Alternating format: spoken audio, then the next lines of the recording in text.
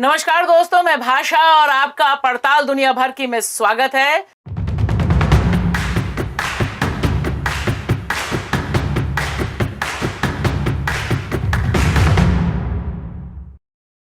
आज international diplomacy क्या twist और टर्न ले रही है, इस पर चर्चा करेंगे हम। और चर्चा में हमारे साथ प्रवीर पुरकायस्थ हैं।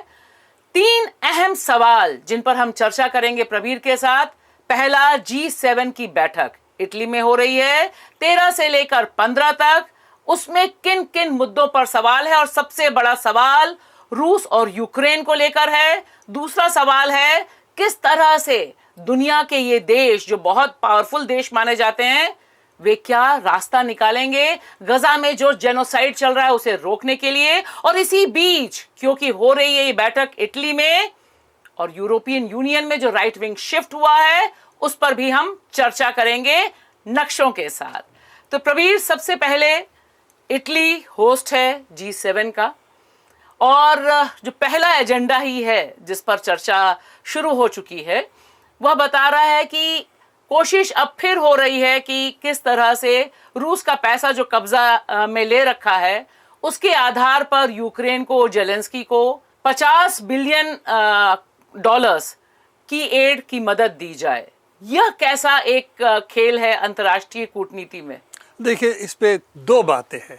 एक तो है G7 को कितना सीरियसली लेना चाहिए, क्योंकि ये है ऐसे मुल्कों की गठबंधन जो कि दुनिया का एक वक्त पे दुनिया पर राज करते थे। इस वक्त वो नहीं है, क्योंकि यूरोपियन यूनियन की हाल अब देख ही रहे हैं क्या है इस वक्त। अमेरिका अभी ठीक है, अभी भी सबसे क्या कहेंगे पावरफुल देश मान सकते हैं, पर यूरोपियन यूनियन के साथ साथ यूके है, कनाडा है, इनकी औकात क्या है, ये प्रश्न चिन्ह इस पर बहुत बड़ा है। क्या दुनिया में इसकी कोई भूमिका इस वक्त है, जबकि चीन इसका बाहर है, रूस इसका बाहर है, भारतवर्ष इसका बाहर है। तो इन सब देखते हुए इसको हम कहेंगे, जैसे किसी ने कहा भी है, वाइट बॉयज क्लब, ठीक है ना, सफेद चमड़ी देशों की जमघट है। और शायद इसीलिए हर बार जो है अफ्रीकी देशों को बुला लिया जाता है। इस बार इटली ने भी 7 अफ्रीकी देशों को बुलाया। हाँ, वो शो, कलर बैलेंसिंग जो कहते हैं शो दिखाने के लिए होता है। दिखाने का दांत और खाने का दांत अलग होता है। और जापान भी इसमें शामिल है। जापान भी इस वक्त दुनिया में बहुत बड़ा भूमिका अदा नहीं करता है। तो G7 एक ऐसे मुल्कों की जमात है कि जिसकी पावर घट रही है दुनिया में, पर उसकी अपने बातों से उसको लगता है कि वो अभी भी दुनिया का दिशा निर्देश बता सकते हैं। तो बात रही आपकी यूक्रेन, $50 बिलियन। सवाल ये है कि $300 बिलियन जो रूस का पैसा है वो विदेशी बैंकों में इसीलिए रखा था, जैसे हम भी रखते हैं विदेशी बैंकों में, हमारा फॉरेन एक्सचेंज रिजर्व्स कहीं भी रह सकता है। पर ये ऐसे पैसे हैं जिसकी एवज में रूस सामान बेचा था, और उसका जो पैसा था उन बैंकों में जमा था जो रूस के बाहर है, जर्मनी में, अमेरिका में, इत्यादि इत्यादि। तो उसको जब्त करने का बहुत बड़ा प्लान इनका था कि हम फ्रीज कर दिए हैं, इसके बाद जब्त करेंगे। पर ये अगर करते हैं तो दुनिया में एक इस बात पे प्रश्न आएगा कि अमेरिका या यूरोपियन बैंक्स में कोई भी देश क्यों पैसा रखेगा, जब कभी भी यूरोपियन देश या अमेरिका उसको जब्त कर सकता है। तो इसीलिए यहाँ जो बात कही जा रही है, अगर आप फाइन प्रिंट को पढ़ेंगे तो ये कहा जा रहा है कि यूक्रेन को हम एड देंगे। एड का मतलब मालूम ही है आपका, लोन होता है, एड नहीं होता है। लोन देंगे, इसका जो कहेंगे एसेट कुछ बंधक रखनी पड़ती है, वो होगा रूस की बैलेंस जो हमारे बैंकों में पड़ा है। तो ये कोलैटरल, किसी और का कोलैटरल क्या आप ऐसे दे सकते हैं? ये भी रूस का पैसा आपने जब्त किया और अब आप उसको गिरवी रख रहे हैं। नहीं किया, उसको फ्रीज किया, जब्त नहीं कर पाए। लेकिन ऐसा लग रहा है कि जैसे मान के चल रहे हैं कि वो उन्हीं का हो गया है। नहीं, ये अगर होता तो पहले इसी को दे देते यूक्रेन को। वो नहीं दे पा रहे हैं कि अगर ये करेंगे तो अंतर्राष्ट्रीय स्तर पे उनके बैंकों में कोई पैसा नहीं रखेगा। तो ये जो बात है, इसको देखते हुए उन्होंने कहा हमने फ्रीज किया, सीज नहीं किया, ठीक है ना। कब्जा नहीं कर लिया, पर इसको फ्रीज कर दिया, ठंडा घर में डाल दिया। तो उसको अब कोलैटरल के तौर पे, गारंटी के तौर पे इस्तेमाल करना चाहते हैं। अंतर्राष्ट्रीय कानून में ये भी गैर कानूनी है, क्योंकि अगर आप जब्त नहीं कर सकते तो और किसी का घर आप अपने लोन के लिए बंधक रख सकते हैं उसके अनुमति के बिना। तो ये वही सवाल है जो पहले थी, पर ये लोन है, कोलैटरल है, तो इसीलिए इनको लगता है कि शायद वो निकाल ले जाएंगे अभी, क्योंकि एक ना एक वक्त पे जाके अगर समझौता होता है तो पैसा तो रूस को वापस करना ही पड़ेगा। आपको मालूम है ईरान का पैसा जो सीज किया था, 30 साल बाद उन्होंने ईरान को वापस किया। तो ये जो चीज़ें हैं लंबे अरसे तक चलती है, तो ये भी उसी तरह का है। पर ये लोन है, $50 बिलियन का लोन है, जो यूक्रेन के जनता को एक ना एक वक्त पे जाके इन बैंकों को वापस देनी पड़ेगी। इससे अमेरिका और यूरोपियन देश जो हथियार बना रहे हैं वो यूक्रेन को भेजेंगे और कुछ पैसे भी देंगे, जिससे वो यूरोप से सामान खरीद सकते हैं। तो उनका दोनों तरफ चलता है, दोनों तरफ से उन्हीं को फायदा है, उनकी को फायदा। हाँ। तो अब हम चलेंगे जिसे कहते हैं युद्ध भूमि देखने के लिए, जहां के लिए $50 बिलियन दोबारा जा रहे हैं। तो ये एक ऐसा नक्शा है जो लगातार चर्चा में बना हुआ है, ना यहाँ पे संघर्ष रुक रहा है और ना ही यहाँ पर सब कुछ होने के बावजूद अमेरिका और यूरोप पैसा लगाने में कोताही बरत रहे हैं, लगातार पैसा भेज रहे हैं यहाँ पर। तो अब ये मैप अगर देखें तो देखेंगे कि जंग आज की तारीख पे करीब करीब बॉर्डर्स तक ही सीमित है, और ये बॉर्डर्स बहुत चेंज नहीं किए हैं पिछले 2-3 महीने से। सिर्फ खार्किव इस इलाके में, ऊपर से कुछ आपको दिखाई पड़ रहा है, इस इलाके में छुटपुट लड़ाइयाँ हुए हैं। रूस वहाँ पर कुछ नया जगहों पे कब्जा इसीलिए किया है, वो कह रहे हैं इन जगहों से रूस के अंदर आके लोग मार करने की कोशिश कर रहे हैं, इसको हम रोकने के लिए यहाँ हमने कुछ कब्जा किया है। पर इसके अलावा मूल उद्देश्य उनको इन जगहों को आज़ाद करना था यूक्रेन के साथ जंग में, क्योंकि यूक्रेन पहले ही इन जगहों पर कब्जा वो खो चुके थे। यहाँ पर जो रूस तो आज की तारीख में जब हम बात कर रहे हैं तो ये जो पिंक कलर का दिखाई दे रहा है, इसमें रूस का प्रभुत्व हो गया है या युद्ध अभी चल रहा है? नहीं, ये तो प्रभुत्व हो गया बहुत पहले ही। ये तो क्राइमिया है जिसपे बहुत पहले ही इन्होंने ले लिया था। इसके बाद जो है इन जगहों पे रूसी नस्ल के जो लोग हैं, रूसी बोलने वाले जो लोग हैं, इन्होंने जंग किया था अपने आज़ादी के लिए, इनके यूक्रेन से मुक्त होने के लिए, जिसके बाद रूस ने वहाँ इंटरवीन किया था। उसके बाद जो है काफ़ी बड़ी लड़ाई हो रही है जो उसके बाद ही हुआ है, जिसमें यूरोपियन यूनियन, अमेरिका आज पूरी तरह से यूक्रेन का साथ है। तो ये इलाका देखते हुए लग नहीं रहा है कि बहुत बड़ा लड़ाई यहाँ होने वाला है।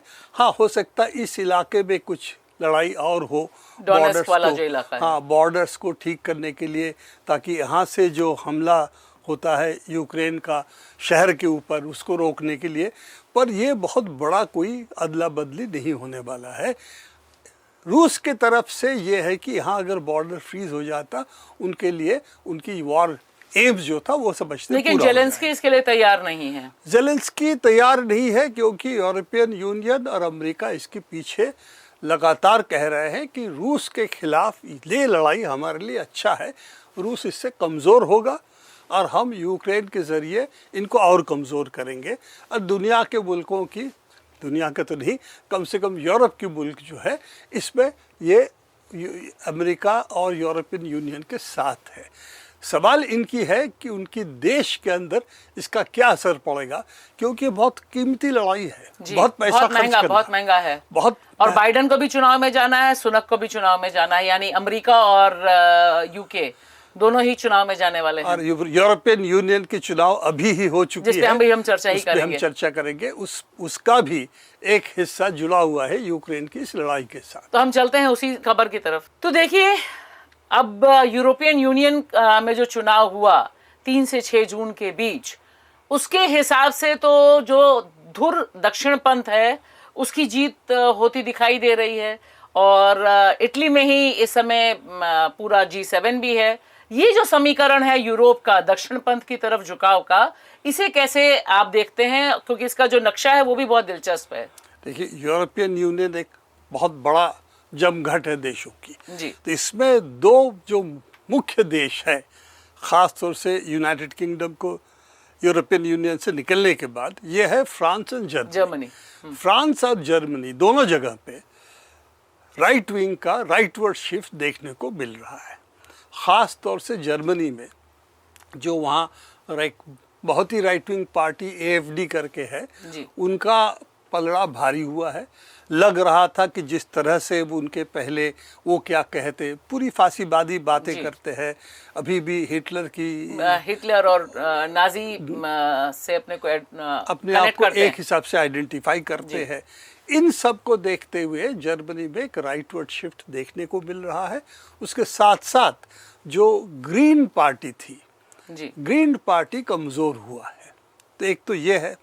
और फ्रांस में अगर आते हैं, वहाँ पर भी मारीन ले पेन की पार्टी जो है, ले पेन की पार्टी थोड़ी सी मजबूत हुई है। हाँ, मैक्रोन को परेशान कर दिया। मैक्रोन की जो पार्टी है, रिन्यू के पार्ट थे वो काफ़ी सीट्स लूज किए हैं। तो ये जो है दोनों, मैं कहूँगा यूरोपियन यूनियन के कर्णधार अगर इन दो देशों को माने आज की तारीख पे, इन दो देशों में ये फर्क नजर आ रहा है। तो इस समय यूरोपियन यूनियन का जो पार्लियामेंट्री इलेक्शन हुआ है, उसके बाद तस्वीर कुछ इस तरह से बनी है। तो इस पे देख सकते हैं कि मैक्रोन की पार्टी है रिन्यू, इसका 22 सीट घटा है। ये मैक्रोन उस अलायंस पे था क्योंकि यूरोप का अलायंस है, तो उस अलायंस था। तो मैक्रोन की पार्टी के सबसे ज़्यादा यहाँ पर 22 जो सीट घटे हैं, मैक्रोन पार्टी के ज़्यादा घटे हैं। और अगर देखें नॉन अलाइन, मतलब कहीं भी जा सकते हैं, तो उनका जो है 37 बड़ा है, उससे खास कुछ निर्णय नहीं ली जा सकती है। पर ग्रीन्स का कम हुआ है। जर्मनी में ग्रीन्स का काफ़ी एक हिस्सा था वोट का, काफ़ी सीट्स थी, उस पे 19 लूज किया है। तो ये दो शिफ्ट जो है कहाँ गया है? यूरोपियन जो EPP है, वो वंडर लेयन की पार्टी है जो यूरोपियन कमिश्नर है इस वक्त। पर उस तरह से अगर देखें, काफ़ी इधर उधर बढ़ गया है। कोई खास राइटवर्ड शिफ्ट जर्मनी के अलावा और कुछ हद तक फ्रांस के अलावा दिखाई नहीं पड़ता है। तो हालांकि कहा जा रहा है फार राइट पार्टीज काफ़ी गेन किया है, वो इस तस्वीर से नहीं निकलता। ये ज़रूर है कि जो अपने आप को सेंट्रिस्ट कहते थे, उनका एक हिस्सा नुकसान में है। और ख़ास तौर से ग्रीन पार्टी जो पॉलिटिकली राइट में है, एनवायरमेंटल इशू पे लेफ्ट पे है, वो उसका नुकसान सबसे ज़्यादा हुआ है। आपका फ्रांस के मैक्रोन को छोड़ दें तो इसको, और मैक्रोन भी यूक्रेन युद्ध में अमेरिका के साथ ही मुस्तैद दिखाई दे रहे थे। मैक्रोन जर्मनी ग्रीन से सब जो है लड़ाई के पक्ष में थे। यूक्रेन का लड़ाई वो चलाना चाहते, उस पर अमेरिका और इनके बीच में कोई ख़ास फ़र्क नज़र नहीं आता। और आपको याद होगा पहले जो एग्रीमेंट हुआ था यूक्रेन और रूस के बीच में, फ्रांस और जर्मनी उनका ये भूमिका था कि हम बीच बिचाव करेंगे, हम देखेंगे एग्रीमेंट ठीक से चले। उन्होंने बाद में कहा था ये तो हमने सिर्फ इसलिए किया था कि तब यूक्रेन को कैसे आर्म्स वगैरह दे के मजबूत बनाया जाए ताकि वो रूस के खिलाफ जंग कर पाए। तो ये तो बाद में कहा गया है। तो इसीलिए इन पार्टीज़ की जो पॉलिसी थी और इन पार्टीज़ के कंधे पे बंदूक रख के जो अमेरिका चला रहा है, उन पार्टीज़ की नुकसान हुआ है। क्या ये लार्जर जो रीअलाइनमेंट यूरोप का दिशा दिखाता है या नहीं, ये देखनी पड़ेगी। पर राइट विंग का इतना बड़ा गेन नहीं हुआ है जितना ग्रीन्स और मैक्रोन के नुकसान हुआ। ग्रीन्स का जर्मनी में और मैक्रोन का फ्रांस में। तो इसीलिए इन दो मुल्कों को हम क्योंकि समझते हैं कि बहुत अहमियत रखती है यूरोप में, तो इसीलिए एक राइट विंग शिफ्ट की बात हो रही है। हाँ, इन दो देशों में राइट विंग एक शिफ्ट दिखाई पड़ रही है। पूरा यूरोप को अगर देखें तो उस तरह के खास कुछ उस तरह के चित्र नज़र नहीं आ रहा है। जी। अब हमारा बात करना बहुत ज़रूरी है गजा में जो हो रहा है, जिस तरह से इजराइल जेनोसाइड में उतरा हुआ है, पूरी तरह से संहार के भूमिका में है। और उस पर कोई लगाम नहीं है। और जिस तरह की खबरें और वीडियो हम चाहते हैं कि दर्शक देखें भी उनको, वो दिल दहला रही हैं लगातार। 8,000 से अधिक बच्चे प्रलयकारी कुपोषण और भूख का शिकार हैं। आधे से अधिक आबादी जो है गजा की, वह भूख और कुपोषण का शिकार है, यानी अपने सर्वाइवल की लड़ाई लड़ रही है। और आप देखें कि पूरी तरह से खाली लिप सर्विस हो रही है कि ये शांति हो जाएगी, वो शांति हो जाएगी, एड्स तो पहुंच नहीं पा रही। देखिए, यूनाइटेड नेशंस की, WHO की जो प्रमुख लोग हैं, वो साफ साफ कह रहे हैं कि एक ह्यूमैनिटेरियन बहुत बड़ा डिज़ास्टर इस वक्त गाज़ा में है। गाज़ा के आधे से ज़्यादा लोग इस वक्त भुखमरी के शिकार हैं, और उन पे सामान पहुंचाना, खाने का और दूसरे सामान पहुंचाना बहुत ख़तरनाक बन गया है, क्योंकि जंग जारी है। और जंग, अब जानते ही, एक तरफा जंग हो रहा है, क्योंकि आसमान उनके हाथ में है, समुंदर उनके हाथ में है, और सेना भी उन्हीं की है। सेना भी उन्हीं के पास है, उस तरह घुस के मार के वापस आ रहे हैं। और ये कार्यक्रम चल रहा है, उसमें कोई ऐसा नज़र नहीं आ रहा है कि वो रुकने वाला है या कुछ किसी तरह कोई शांति की व्यवस्था कायम हो। बार बार इजराइल के नेता लोग कह रहे हैं कि हम पूरी जीत जब तक नहीं हासिल करेंगे, हम गाज़ा में रहेंगे। और गाज़ा में रहेंगे ये नहीं कि गाज़ा की जिम्मेदारी लेंगे, गाज़ा की कोई जिम्मेदारी नहीं लेंगे, पर हमें कहीं भी किसी को मारने की अधिकार है। तो ये बातें कही जा रही है। और जो तथाकथित एक पियर बनाया जाता, जिसके ज़रिए सामान पहुंचाने की बात अमेरिका कर रहा था, वो भी जंग के लिए इस्तेमाल भी हो रहा है, और सामान बहुत कभी पहुंच रहा है कि दूसरे जो चेक पॉइंट्स है जिसके ज़रिए सामान जा सकता था, रफ़ा का जैसे है, वो सब बंद है इस वक्त। तो भूखमरी के शिकार सिर्फ फ़िलिस्तीन की, वहाँ की जनता नहीं हो रही है, पर इसके साथ साथ कोई आशा की किरण इस वक्त नहीं दिखाई पड़ रहा है। सिर्फ इस बात की कि अगर समझौता होता है, जिस पर बहुत बड़ा प्रश्न चिन्ह है, तो शायद शांति की ओर बढ़ सकते हैं। कतर बहुत देर से कोशिश कर रहा है बीच बिचाव करने का। अमेरिका बोल रहा है हम भी इस शांति के साथ है, पर उसके साथ साथ इजराइल को प्रोटेक्शन दे रहा है, ताकि इजराइल जो करना चाहता है उसको मोहलत दी जाए। खुली छूट है, और भी टाइम दिया जाए जब तक कि अपना पूरा कत्लेआम ना कर दे। तो गाज़ा की आधे से ज़्यादा जनता इस वक्त भूखमरी के कगार है। हम नहीं, WHO, यूनाइटेड नेशन से कह रही है जी। और इसी बीच दिखाई देता है कि लड़ाई दूसरी जगह पर भी पहुंची है। जिस तरह से हमले हुए हैं, और ख़ास तौर से ये जो खबर है, ये खबर बता रही है कि पूरा का पूरा जो इलाका है, वहाँ पर ये संघर्ष और तेज़ हो रहा है। गाज़ा का असर पूरे वेस्ट एशिया पे पड़ रहा है। इसीलिए आप पहले भी देखे हैं कि यमन में जो हमले रेड सी पे किया है, कि इजराइल के पास कोई जहाज पहुंचे रसद लेके, उसको हम अटैक करेंगे। पर हिजबुल्ला और लेबनान दूसरा फ्लैश पॉइंट है, और लगातार ये फ्लैश पॉइंट में गोलाबारी तो हो ही रही है। इस वक्त बमबारी भी हो रही है, मिसाइल दागी जा रही है। और जो हिजबुल्ला के खिलाफ जो इनका इजराइल का अटैक है, वो सीरिया में हो चुका है जी। सीरिया में उनकी दूतावास पे हुआ है, जो हिजबुल्ला ने जो, पर उसका ईरान के दूतावास पे हुआ है कि ईरान के जनरल्स मारे गए हैं वहाँ पे। और हिजबुल्ला के जो लोग वहाँ पर सीरिया में है, उन पर अटैक हुआ है, और लेबनान में भी अटैक्स हो रहे हैं।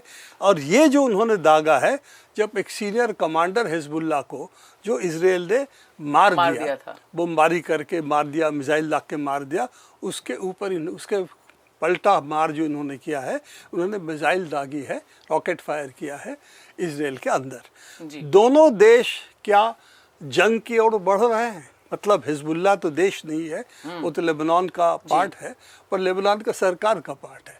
तो ये भी क्या, ये और एक जंग शामिल होगा क्या उसमें? एक जंग का क्या वहाँ पर ये खुल जाएगा, मोर्चा खुल जाएगा, ये देखने की बात है। इसीलिए ये बहुत चिंताजनक है कि दोनों तरफ से मिसाइल दागी जा रही है और इसका प्रोवोकेशन जो है इजराइल की तरफ से लगातार आ रही है, चाहे वो सीरिया के अंदर हो चाहे ये लेबनान में हो। तो लेबनान, सीरिया, गजा में चल ही रहा है, तो लगता है कि पूरे इलाके में एक युद्ध और एक दूसरे पर हमले की ट्रेंड जो है वो लगातार बढ़ेगा ही। बहुत बहुत शुक्रिया प्रबीर, हम नज़र बनाए रखेंगे और दर्शकों से भी अपील है कि देखिए पड़ताल दुनिया भर की, ताकि इस तरह की जो खबरें हैं इंटरनेशनल न्यूज़ जिसका ताल्लुक हमसे भी है सीधे सीधे, उन पर एक दूसरे ढंग का चश्मा आपको मिले देखने का, समझने का और बहस करने का। शुक्रिया।